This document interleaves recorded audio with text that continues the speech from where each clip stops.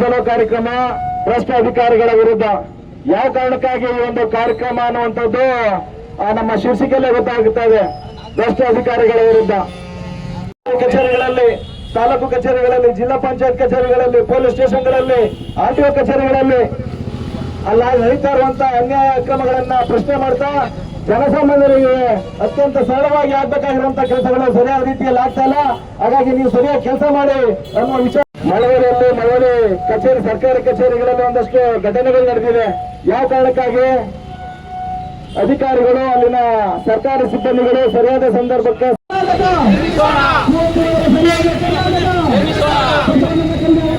ಸೈಡಿಗೆ ಬನ್ನಿ ಸರ್, ಸೈಡಿಗೆ ಬನ್ನಿ ಸರ್, ನೀವು ಸೈಡಿಗೆ ಬನ್ನಿ ಸರ್. ಸಪೋರ್ಟ್ ಮಾಡಿ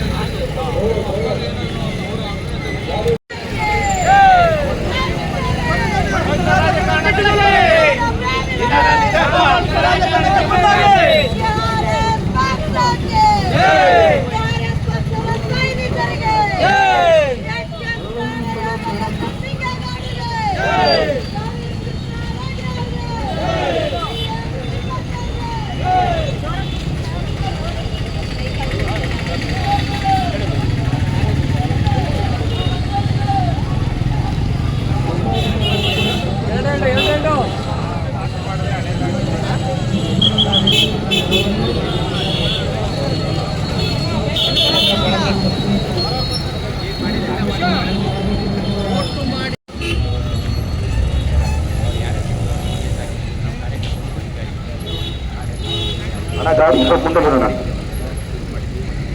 ಗಾಡಿ ಮುಂದೆ ಬಿಡೋಣ.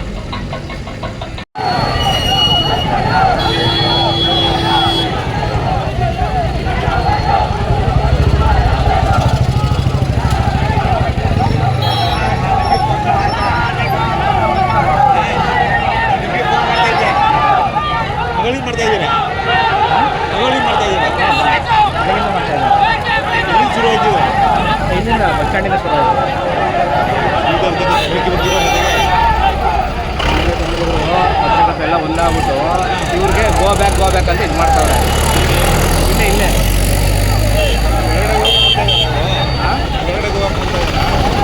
ಇಲ್ಲ ಹೊರಗಡೆ ಹೋಗೋದು ನೋಡ್ತಾ ಇಲ್ಲ. ಇವ್ರನ್ನ ಎತ್ತಕೊಂಡು ಹೋಗ್ಬೇಕು ಅಂತ ಪ್ಲಾನಿಂಗ್ ಮಾಡಿರೋದು. ಅಯ್ಯೋ ಇದೇ ಅಂತ ಪೊಲೀಸು ಮೊದಲಿಂದ ನಿಯಮ ಇದೆ. ಸರ್ಕಾರಿ ಕಚೇರಿ ಸಮಯ 10 ಗಂಟೆಗೆ ಶುರು ಆಗುತ್ತೆ. ಯಾರು 10 ಗಂಟೆ ಬರ್ತಾ ಇದ್ದಾರೆ ಇವತ್ತು? ಇತ್ತೀಚೆಗೆ ಮುಖ್ಯಮಂತ್ರಿ ಆಗಿರುವಂತಹ DK ಶಿವಕುಮಾರ್ ಅವರು ಹೇಳ್ತಾರೆ, ನಾನು ಅದನ್ನ ಖಾತರಿಪಡಿಸ್ಕೊತೀನಿ ಅಂತ ಹೇಳಿ ಅಧೀನ ಅಧಿಕಾರಿಗಳಿಗೆ ಒಂದು ಇದನ್ನ ಹೇಳಿರ್ತಾರೆ, ಸುತ್ತೋಲೆಯನ್ನ ಹೊಡೆದಿರ್ತಾರೆ. ಮತ್ತೆ ಎಲ್ಲರೂ ಪಾಲಿಸ್ಬೇಕು, ಸಮಯ ಪಾಲಿಸ್ಬೇಕು. 10 ಗಂಟೆಗೆ ವಿಳಂಬವಾಗಿ ಬರುವಂತವ್ರಿಗೆ ಅವ್ರ ವಿರುದ್ಧ ಕ್ರಮವನ್ನು ಜರುಗಿಸ್ತೀವಿ ಅಂತ ಹೇಳಿರ್ತಾರೆ. ಆದ್ರೆ ಇಲ್ಲಿ ಯಾವುದೂ ಆ ತರ ನಡೀತಾ ಇಲ್ಲ. ಎಲ್ಲ ಬಯೋಮೆಟ್ರಿಕ್ ಇದೆ, ಫೇಸ್ ರೆಕಗ್ನಿಷನ್ ಆಗುತ್ತೆ. ಅವ್ರಿಗೆಲ್ಲರೂ ನಾವು ಕಡಿತವನ್ನ ಮಾಡ್ತೀವಿ, ಸ್ಯಾಲರಿ ಕಡಿತವನ್ನ ಮಾಡ್ತೀವಿ ಅಂತ ಹೇಳ್ತಾರೆ. ಇದೇ ವಿಚಾರಗಳನ್ನ ನಮ್ಮ KRS ಪಕ್ಷದ ಮಳವಳ್ಳಿ ತಾಲೂಕು ಘಟಕದ ಪದಾಧಿಕಾರಿಗಳು ಮೊನ್ನೆ ಹೋದ ಸೋಮವಾರ ಪ್ರಶ್ನೆ ಮಾಡ್ಲಿಕ್ಕೆ ಹೋದಂತ ಸಂದರ್ಭದಲ್ಲಿ ಇವರು ನಮ್ಮವ್ರು ಹೋಗಿರ್ತಾರೆ, ಒಂದು 10 ಗಂಟೆಗೆ ಹೋಗಿರ್ತಾರೆ. ಆದ್ರೆ ಅಲ್ಲಿ 10 ರಿಂದ 10:30 ಗಂಟೆನ ವೇಟ್ ಮಾಡ್ತಾರೆ. ಯಾವುದೇ ಉನ್ನತ ಅಧಿಕಾರಿಗಳು, ಮುಖ್ಯ ಅಧಿಕಾರಿಗಳು ಬರೋದೇ ಇಲ್ಲ. ನೀವೆಲ್ಲ ನೋಡ್ಬೋದು KRS ಪಕ್ಷದ ಆ ಲೈವ್ ಅನ್ನ ಮಳವಳ್ಳಿ ಪೇಜಲ್ಲಿ ಆಗಿರುವಂತ ಲೈವ್ ಅನ್ನ ನೋಡಿದ್ರೆ ಗೊತ್ತಾಗುತ್ತೆ. ಇವರು ಯಾರು ಬರ್ತಾ ಇದಾರೆ, ಯಾರು ಹೋಗ್ತಾ ಇದಾರೆ ಅನ್ನೋದಷ್ಟೇ ಪ್ರಶ್ನೆ ಮಾಡ್ತಾ ಇರ್ತಾರೆ. ಇದೇ ಒಂದು ಸಂದರ್ಭದಲ್ಲಿ ಬಂದಂತ ಅಧಿಕಾರಿಗಳಿಗೂ ಕೂಡ ಇವತ್ತು ಗುರುತಿನ ಚೀಟಿ ಇಲ್ಲ. ಗುರುತಿನ ಚೀಟಿಯನ್ನು ಹಾಕೊಳ್ಬೇಕು, ಹಾಕೊಂಡು ನೀವು ಧರಿಸ್ಕೊಂಡು ನೀವು ಕಚೇರಿಗೆ ಬರಬೇಕು ಅನ್ನೋದು ನಿಯಮ ಇದೆ. ಅದನ್ನ ಯಾರು ಪಾಲಿಸ್ತಾ ಇಲ್ಲ. ಆ ಪಾಲಿಸ್ತಾ ಇರುವಂತ ಕಾರಣಕ್ಕೆ ಅವರು ಒಂದು ಗುರುತಿನ ಚೀಟಿಗಳನ್ನು ಹಾಕೊಂಡು ಬರದೇ ಇರುವಂತ ಕಾರಣಕ್ಕೆ ಅವತ್ತು ಮೊನ್ನೆ ಪುರಸಭೆಯಲ್ಲಿ ತುಂಬಾ ತಡವಾಗಿ ಬಂದಂತ ಬೇರೆ ಕಡೆ ಆಲ್ರೆಡಿ ನಾನು ಕೆಲಸವನ್ನ ನಿರ್ವಹಣೆ ಮಾಡ್ತಾ ಇದ್ದು, ಈ ಕಚೇರಿ ಸಮಯಕ್ಕೆ ನಾನು 11 ಗಂಟೆ ಹತ್ತಿರ ಬಂದಿದ್ದೀನಿ ಅಂತ ಹೇಳಿ ಯಾರೋ ಒಬ್ರು ಅಧಿಕಾರಿ ಬರ್ತಾರೆ. ಅವರು ನಮ್ಗೆ ತಡವಾಗಿ ಗೊತ್ತಾಗುತ್ತೆ, ಅವರು ನವೀನ ಕುಮಾರ್ ಅಂತ ಹೇಳಿ ಕಿರಿಯ ಇಂಜಿನಿಯರ್. ಆದ್ರೆ ನಮ್ಮವ್ರು ಏನಂತಾರೆ ಅವರು ಯಾರೋ ಎಕ್ಸಿಕ್ಯೂಟಿವ್ ಅಥವಾ ಮುಖ್ಯ ಅಧಿಕಾರಿಗಳೇ ಇರ್ಬೋದು ಅಂತ ಭಾವಿಸ್ಕೊಂಡು ಪ್ರಶ್ನೆಗಳನ್ನ ಕೇಳ್ತಾರೆ. ಆ ಸಂದರ್ಭದಲ್ಲಿ ನೀವು ಯಾರು ಪ್ರಶ್ನೆ ಮಾಡೋದಕ್ಕೆ, ಈ ಕಚೇರಿ ನಮ್ದು, ನೀವು ಯಾರು ಪ್ರಶ್ನೆ ಮಾಡೋದಕ್ಕೆ ಅನ್ನುವಂತ ಒಂದು ಬಾಲಿಶ ಹೇಳಿಕೆಗಳನ್ನ ಅಲ್ಲಿನ ಕಿರಿಯ ಇಂಜಿನಿಯರ್ ನವೀನ್ ಕುಮಾರ್ ಅವರು ಹೇಳಿರ್ತಾರೆ. ತದನಂತರದಲ್ಲಿ ನಾವು ಕೇಳ್ತಾ ಇರೋದಿಷ್ಟೇ, ಈಗೆಲ್ಲ ನಿಯಮ ಇದೆ. ಇತ್ತೀಚೆಗೆ ಮುಖ್ಯಮಂತ್ರಿಯವರು ಕೂಡ ಒಂದು ಆದೇಶವನ್ನು ಹೊರಡಿಸಿದ್ದಾರೆ. ಎಲ್ಲ ಸರಿಯಾದ ಸಮಯಕ್ಕೆ ಬಂದು ನಿಮ್ಮ ಕಚೇರಿ ಕೆಲಸಗಳನ್ನ ಮಾಡ್ಕೊಡ್ಬೇಕು ಅಂತ ಹೇಳಿರ್ತಾರೆ. ಆದ್ರೆ ಯಾರು ಪಾಲಿಸ್ತಾರ ಅಂತ ಕೇಳುವಂತ ಸಂದರ್ಭದಲ್ಲಿ ಅವರು ನವೀನ ಕುಮಾರ್ ಎನ್ನವರು ಇಲ್ಲಿನ ಪುರಸಭೆಯ ಮುಖ್ಯಾಧಿಕಾರಿಯಾಗಿರುವಂತ ನಾಗರತ್ನ ಅವರಿಗೆ ಫೋನ್ ಮುಖಾಂತರ ಕರೆ ಮಾಡ್ತಾರೆ. ಯಾರೋ KRS ಪಕ್ಷ ಅಂತ ಹೇಳಿ ಬಂದು ನಮ್ಮನ್ನ ಪ್ರಶ್ನೆ ಮಾಡ್ತಿದ್ದಾರೆ, ವಿಡಿಯೋಗಳನ್ನ ಮಾಡ್ತಾ ಇದ್ದಾರೆ. ಬೇಕಾಬಿಟ್ಟು ಏನೋ ಮಾತಾಡ್ತಾ ಇದ್ರಿ, ಇವ್ರಿಗೆ ಯಾಕೆ ನಾನು ಉತ್ತರಗಳನ್ನ ಕೊಡಬೇಕು ಅಂತ ಹೇಳ್ತೀರಾ? ಯಾಕೆ ಉತ್ತರಗಳನ್ನ ಕೊಡಬೇಕು ಅಂದ್ರೆ, ನೀವು ಸಾರ್ವಜನಿಕರ ತೆರಿಗೆಗಳಲ್ಲಿ ಕೆಲಸ ಮಾಡ್ತಾ ಇರುವಂತದ್ದು, ಉತ್ತರಗಳನ್ನ ನೀವು ಕೊಳ್ಳೇಬೇಕು. KRS ಪಕ್ಷ ಆಗಿರ್ಬೋದು, ಸಾರ್ವಜನಿಕರು ಯಾರಾಗಿರ್ಬೋದು, ನೀವು ಒಂದು ಉತ್ತರ ಬಾಲಿಶ ಹೇಳಿಕೆಗಳನ್ನ ಕೊಡೋದನ್ನ ಬಿಟ್ಟು ನೀವು ಯಾಕೆ ತಡವಾಗಿ ಬಂದ್ರಿ, ನಿಮ್ಮ ಡೆಸಿಗ್ನೇಷನ್ ಏನಾಗಿತ್ತು, ನಿಮ್ಮ ಪದನಾಮ ಏನಾಗಿತ್ತು, ಟೇಬಲ್ ನಲ್ಲಿ ಇದೆ ನೋಡ್ಕೊಳ್ಳಿ ಅಂತ ಹೇಳ್ತಾರೆ. ಆದ್ರೆ ಅವರ ಗುರುತಿನ ಚೀಟಿ ಇತ್ತು ಅಂದ್ರೆ ನಮ್ಗೆ ಗೊತ್ತಾಗ್ತಾ ಇತ್ತು ಅವ್ರು ಯಾರು ಅಂತ. ಹಾಗಾಗಿ ಆ ಘಟನೆಗಳು ನಡೆಯೋದಕ್ಕೆ ಸಂದರ್ಭಗಳು ಇರ್ತಿಲ್ಲ. ನಂತರದಲ್ಲಿ ಇವ್ರು ಬೇಕಾಗಿರುವಂತಹ ಬ್ರೋಕರ್ಗಳು ಹೊರಗಿನವ್ರಿಗೆ ಇವರು ಮಾಹಿತಿಯನ್ನ ಕೊಟ್ಕೊಂಡು ಕರ್ಸ್ಕೋತಾರೆ. ಅದ್ಯಾರೋ ಒಂದು ಜನ ಬರ್ತಾರೆ, ಏನು ದರ್ಪ ದೌರ್ಜನ್ಯದಿಂದ ನೀವೇನು ನೀವು ಪ್ರಶ್ನೆ ಮಾಡೋದಕ್ಕೆ ಯಾರು ನೀವು ಅಂತ ಕೇಳ್ತಾರೆ. ಎಲ್ಲಿದೆ ವ್ಯವಸ್ಥೆ ಇವತ್ತು? ಪ್ರಶ್ನೆ ಮಾಡಬಾರ್ದು ಹಂಗಾದ್ರೆ. ಹಾಗಾಗಿ ಇವೆಲ್ಲರೂ ಬಿಡಬೇಕು. ತದನಂತರದಲ್ಲಿ ಇವರು ಆ ಒಂದು ಮುಖ್ಯಾಧಿಕಾರಿ ನಾಗರತ್ನ ಅವ್ರು ಹೇಳ್ತಾರೆ, ನೀವೆಲ್ಲ ಸೇರ್ಕೊಂಡು ಅವರ ವಿರುದ್ಧ ಕಂಪ್ಲೇಂಟ್ ಕೊಡಿ, ನಾನು ಆಲ್ರೆಡಿ ಪೊಲೀಸ್ ಠಾಣೆಯಲ್ಲಿ ಇದೀನಿ, ಅವರ ವಿರುದ್ಧ ಕಂಪ್ಲೇಂಟ್ ಕೊಡೋಣ ಅಂತ ಹೇಳ್ತಾರೆ. ಇವೆಲ್ಲ ಗೊತ್ತಾಗ್ತದೆ, ಇವೆಲ್ಲ ಪ್ರತಿಯೊಂದನ್ನ ಜನಸಾಮಾನ್ಯರು ಗಮನಿಸ್ತಾ ಇದ್ದಾರೆ. ನಂತರದಲ್ಲಿ ಇದೇ ಸಂಭಾಷಣೆಗಳು ನಡೀತಾ ಇರಬೇಕಾದ್ರೆ ಅವರು ಒಂದು ಕೆಲಸಗಳನ್ನ ಸ್ಥಗಿತ ಮಾಡ್ತಾರೆ, ಕೆಲಸಗಳನ್ನ ಮಾಡೋದನ್ನ ನಿಲ್ಲಿಸ್ತಾರೆ. ಹಾಗೆ ಸಾರ್ವಜನಿಕರು ಇರ್ತಾರೆ, KRS ಪಕ್ಷದವರು ಇರ್ತಾರೆ. ಆದ್ರೆ ಇವರು ಗೇಟಿಗೆ ಬೀಗವನ್ನು ಹಾಕೊಂಡು ಬಂಧನದಲ್ಲಿ ಇಡ್ತಾರೆ. ಸಾರ್ವಜನಿಕ ಜನಸಾಮಾನ್ಯರ ಹಕ್ಕುಗಳನ್ನ ಕಸಿದುಕೊಳ್ತಾರೆ. ಬಂಧನದಲ್ಲಿ ಇಡೋದಕ್ಕೆ ಅವಕಾಶ ಇದೆಯಾ? ನಂತರದಲ್ಲಿ ಅಲ್ಲಿನ ಮುಖ್ಯಾಧಿಕಾರಿಗಳಿಗೆ ಪೊಲೀಸರಿಗೆ ಮಾಹಿತಿ ಕೊಟ್ಟಂತ ಸಂದರ್ಭದಲ್ಲಿ ಅವರ ಎದುರಲ್ಲಿ ಈ ಒಂದು ಕಾರ್ಯಕ್ರಮಕ್ಕೆ ಆ ಒಂದು ಗೇಟ್ ಅನ್ನ ತರುವಂತ ಕೆಲಸ ಆಗುತ್ತೆ. ನಂತರದಲ್ಲಿ ನಾವು ಸರ್ಕಾರಿ ಕಚೇರಿಗಳಿಗೆ ತೊಂದರೆ ಕೊಟ್ಟಿದ್ದಾರೆ ಅಂತ ಹೇಳಿ KRS ಪಕ್ಷದ ವಿರುದ್ಧವಾಗಿ ಕೇಸ್ಗಳನ್ನ ದಾಖಲಿಸ್ತಾರೆ. ಆದ್ರೆ ಈ ಎಲ್ಲಾ ಘಟನೆಗಳು ಪೊಲೀಸರ ಸಮ್ಮುಖದಲ್ಲಿ ಆಗಿದ್ರು ಕೂಡ ನಮ್ಮ ವಿರುದ್ಧ ಸುಳ್ಳು ಕೇಸ್ಗಳನ್ನ ದಾಖಲಿಸ್ತಾರೆ. ನಂತರದಲ್ಲಿ ನಮ್ಮನ್ನ ಬಂಧನಕ್ಕೊಳಪಡಿಸಿದ್ರು. ಅವರು ಸರಿಯಾಗಿ ಅವರ ಹುದ್ದೆಗೆ ತಕ್ಕನಾದ ಒಂದು ವರ್ತನೆಗಳೆಲ್ಲ ಮಾಡಿಲ್ಲ ಅಂತ ಹೇಳಿ ನಮ್ಮವರು ದೂರು ಕೊಟ್ಟಂತ ಸಂದರ್ಭದಲ್ಲಿ ಜಸ್ಟ್ NCR ಕಂಪ್ಲೇಂಟ್ ಅನ್ನ ರಿಜಿಸ್ಟರ್ ಮಾಡ್ತಾರೆ. ಹಾಗಾಗಿ ಸಾಕಷ್ಟು ವಿಚಾರಗಳಿವೆ. ಈಗ ಯಾವುದು ನಾವು ಅಧಿಕಾರಿಗಳನ್ನ ಹೇಳ್ತಾ ಇದೀವಿ, ಪೊಲೀಸ್ ಇಲಾಖೆ ಇರ್ಬೋದು ಅಥವಾ ಪುರಸಭೆಯ ಮುಖ್ಯ ಅಧಿಕಾರಿಗಳು ಇರ್ಬೋದು, ಮತ್ತೆ ಇತ್ತೀಚೆಗೆ ನೀವೆಲ್ಲ ಗಮನಿಸಿರ್ಬೋದು, ಯಾವುದೋ ಒಂದು ಸುತ್ತೋಲೆ ಬರುತ್ತೆ, DG IGP ಆಫೀಸ್ ಇಂದ ಒಂದು ಸುತ್ತೋಲೆ ಬರುತ್ತೆ. KRS ಪಕ್ಷದ ಯಾವ್ದಾದ್ರು ಸರ್ಕಾರಿ ಕಚೇರಿಗಳು ಏನಾದ್ರೂ ಪ್ರಶ್ನೆ ಮಾಡ್ತಾ ಇದ್ರೆ ಲೈವ್ ಮಾಡ್ಕೊಂಡು ಅವ್ರ ವಿರುದ್ಧ ಕ್ರಮವನ್ನ ಜರುಗಿಸಿರುವಂತದ್ದು ಅದು ಆದೇಶ ಅಲ್ಲ, ಒಂದು ಜಸ್ಟ್ ಫಾರ್ವರ್ಡ್ ಮಾಡಿರ್ತಾರೆ. ಅದನ್ನೇ ಆ ವಿಚಾರ ಗೊತ್ತಾದಂತ ಸಂದರ್ಭದಲ್ಲಿ ಇಲ್ಲಿನ ತಾಲೂಕು ಪಂಚಾಯತಿಯ ಒಬ್ಬ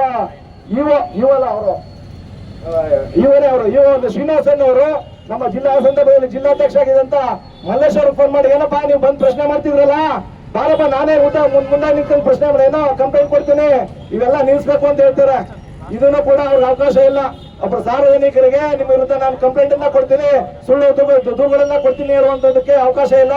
ಹಾಗಾಗಿ ಇಲ್ಲಿನ ತಾಲೂಕು ಕಚೇರಿಯ ತಹಸೀಲ್ದಾರ್ ಅವರು ಕೂಡ ಸರಿಯಾದ ರೀತಿಯಲ್ಲಿ ಕೆಲಸ ಮಾಡಲ್ಲ.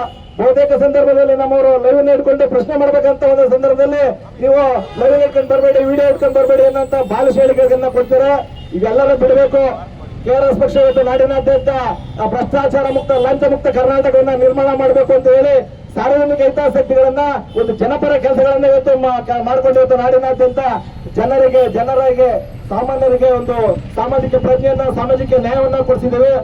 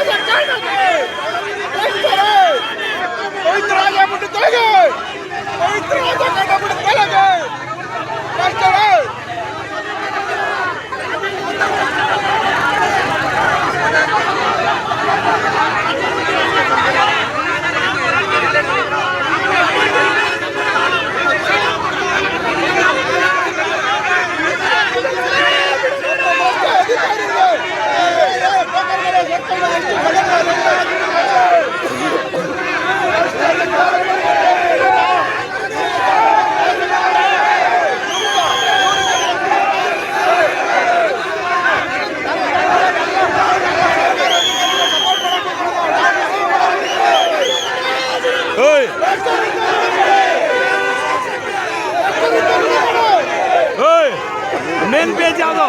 ಮೇನ್ ಪೇಜ್ ಕೊಡಿ. Main page